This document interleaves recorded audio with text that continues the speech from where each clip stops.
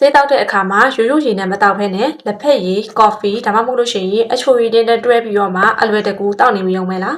ဒီလိုတောက်လိုက်တာကဆေးရအာနိသင်ကိုပြောင်းလဲစေုံနဲ့မကဘဲနဲ့ဘေးထွက်ဆိုးကျိုးတွေကိုပါပို့ပြီးတော့ခံစားရနိုင်စေပါတယ်ပထမဆုံးတစ်ချက်ကတော့ကော်ဖီနဲ့လက်ဖက်ရည်ပါ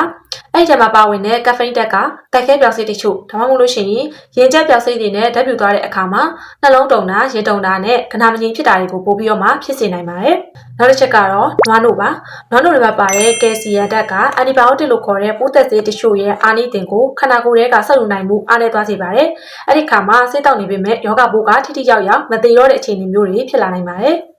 အချိုရည်နဲ့တတိဖြော်ရည်တွေမှာပါဝင်တဲ့ acid တက်ကလည်းပဲအစာရည်နဲ့မှာဆေးတွေရဲ့ပျော်ရွှင်မှုနှုန်းကိုမှန်မှန်ကန်ဖြစ်စေပြီးတော့မှဆေးရနည်းတွေတက်ရောက်မှုကိုထိခိုက်စေနိုင်ပါတယ်။ဒါကြောင့်ဆေးတောက်မယ်ဆိုလို့ရှိရင်တော့ရိုးရိုးရည်နဲ့တောက်တာအကောင်းဆုံးပဲဖြစ်ပါတယ်။နောက်နေ့တွေမှာလည်းကျန်းမာရေးနဲ့ပတ်သက်တဲ့ဘူးတူတာတွေကိုမျှဝေပေးဦးမှာဖြစ်လို့ follow လုပ်ထားဖို့လည်းမမေ့ပါနဲ့။